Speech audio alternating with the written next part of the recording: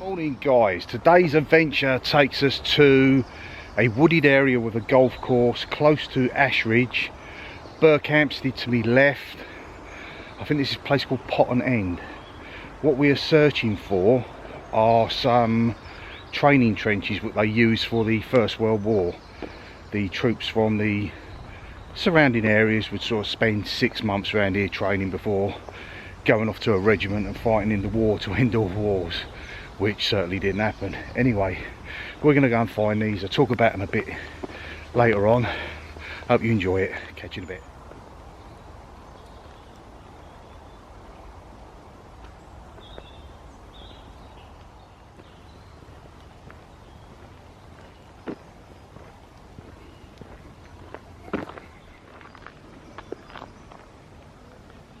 Okay guys, welcome to the Devil's Own.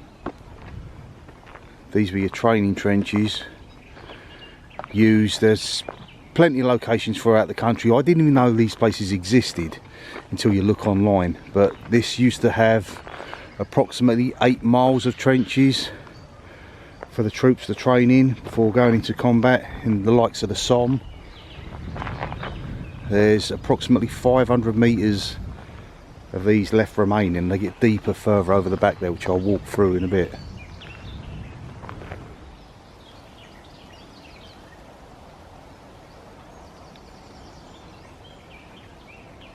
It's actually quite moving. At least 50% of these guys never made it home. And Berkhamsted, the surrounding town, would have been the last place that they would have lived before heading out.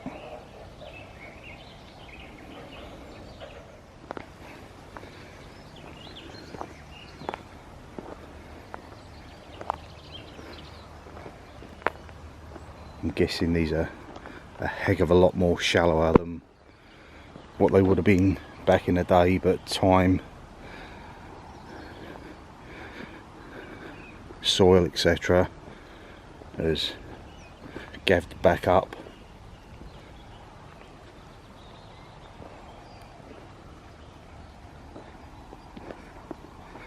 I'll probably get stung to pieces by the nettles in the area. But it's far worse that the guys had to face in the places they were at.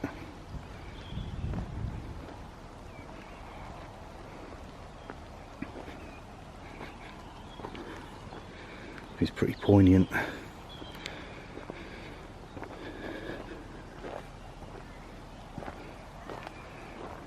I guess there's many of you guys out there that have relatives in one form or other, grandfathers, great-grandfathers, uncles. Some probably never came back. Some would have fought in the Second World War. Like my grandfather, he wasn't on the French area. He started off, they trained him in mountain warfare and they sent him up and down the cliffs of Dover for about 6 months, and then of course, being the British Army, what did they do? They sent him to North Africa in the desert. So he fought his way through the desert alongside the likes of your desert rats, and then when that campaign was near enough complete, they sent him to Italy at a notorious place called Monte Cassino. Now that was on the side of a mountain, huge monastery. The Allies bombed it repeatedly for months, and they thought, okay, this should be an easy take. Go up the side of a mountain, take the remaining German and the other troops, the likes of you Italians and probably Turkish, but they were well dug in, and so that took a good couple of years of battling through harsh winters, trench warfare, hand-to-hand combat with bayonets. I know me my grandfather's unit. He was in the Buffs originally, and he was recorded as missing in action. They found him in a hospital, and his entire unit was pretty much wiped out. So he then joined up with, I believe it was the Royal Fusiliers, and he went back into combat alongside the Polish, and they took Monte Cassino. And then during that time he was blown up in a bunker, I think, round by a train station, and he had horrendous shrapnel wounds. He also had a bayonet wound on his arm from arm-to-arm combat with a German commando. And he come back, bit of shell shock, etc. And after that spent the rest of the World War II as a personal bodyguard to Winston Churchill. I'm not sure what sort of area it would have been, but yeah, that was his story. From then on, when the war finished, because of his training and no work about, he used to be a window cleaner on the big high rises in London, and in their lunchtime would abseil down the side, and that's where he met my gran, who was, I can't remember what she did, they both ended up working for the Metropolitan Police, and he ended up being a paint and decorator. And his job then was to, when the police would go and kick a door in, or the crime scene would have finished with what they were doing, he would then be in charge of going in and redecorating the place, putting doors back on hinges, etc. One of the most notorious, I think he had to go to the place that the infamous Dennis Nilsson done his crimes, and he had to clean up after that, which must have been horrendous.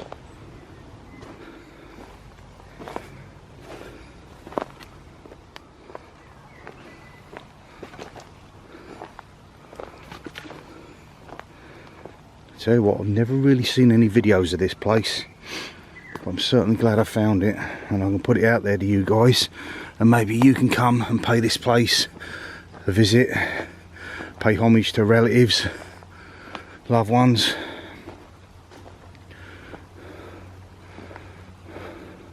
Those who gave there today for our tomorrow.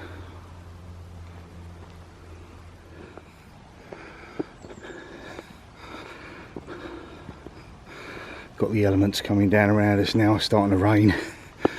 Not quite heavy yet, but as I said, nothing compared to what these guys went through. Now these trenches would have offered an element of protection from bullets that would have been whizzing past. They would have had these weird sort of periscope type things that they'd look out over the trenches. I suppose some shots would have been angled that they would have come down and people would have succumbed to injuries like that, but one of the main things that you had that some of these poor sods had to face was gas. Your likes of mustard gas, etc., which must have been horrendous. Pretty much launched off the front of the gun, propelled into the air. Wouldn't make an explosion, but the tin would hit the floor, the gas would pour out, and it could be some sort of nerve gas, mustard gas, etc., and they wouldn't have stood a chance. They would have had masks, but it could have still got in through the pores of the skin.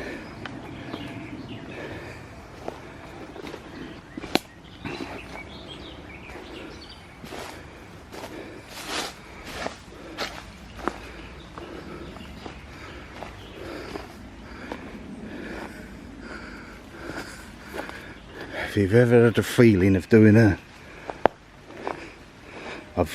blog, etc., and you come across something like this, and it's so humbling. It's peaceful,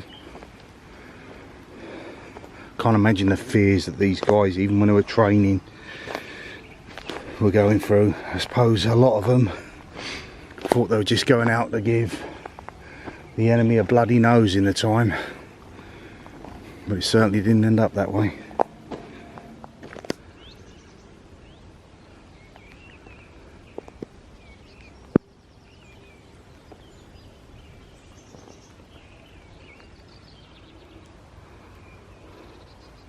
Postcode for anyone who wants to find this area is HP4 2QD. It's close to Potton End, and it's signposted in the wooded area adjacent to a golf course. There is a memorial and a car park which is free, so you've got no excuses, guys.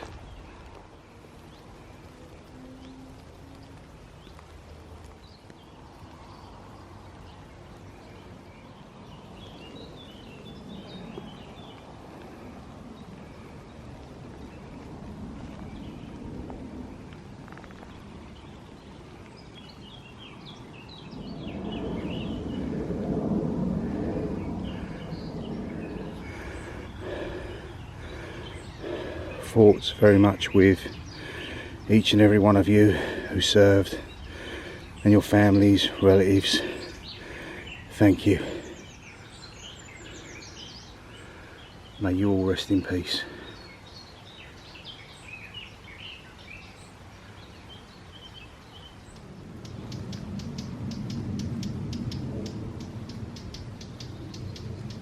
Well guys, it has been a real privilege and an honour to show you guys this place. It's clearly moving and touching. I hope it's brought peace to some people who have got relatives that sadly didn't make it home from that time, and the sort of time that we face. You've got Ukrainians dug in trenches at the moment against the Russians, unfortunately. Be safe, enjoy the rest of your weekend. I'll catch you guys in the movies. See you later. Thank you for watching. Bye.